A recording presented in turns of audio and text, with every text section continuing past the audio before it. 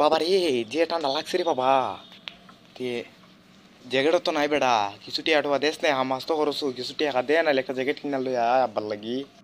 দূর আব্বা, তুমি কি এটা কিতা হইলাই? তোমার জ্যাকেট লাগবো একটা করে, তোমার 10টা 15টা কিনে আনি তুমি। ই হতা বাদ দাও, তোমার একটা হতা হইতাম আসলাম, বুঝছো নি?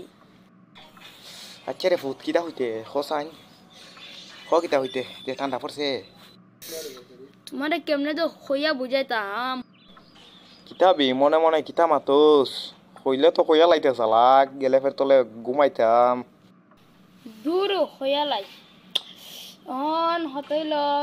লাস্ট সময় মাথা হয় তো বয়স 40 হয়ে গেল গা, মানে একটা বিয়ার সাথে হরাই যায় না নি।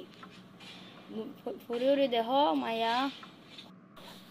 আলা হবিসের ঘরের হবিস, হবিসের ঘরের হবিসে বাপরে হইতো সরম নি পাইছে দে, হবি হবিসের ঘরের হবিস। মনে মনে কিতা মাতো যে। না রে ফুট, কুস্তা মাতি না। আচ্ছা বাপরে যেহেতু আবদার হরছত, আচ্ছা দেখি কিতা হরণ যায়। তোরা তো কোনো ঘুরে মেয়াও দিত না, তুই যে খাচ্চর খাচ্চর, গুসল খরচ না 12 মাস ধরে। আব্বা, তুমি হতটা আমার হইতে পারলাই।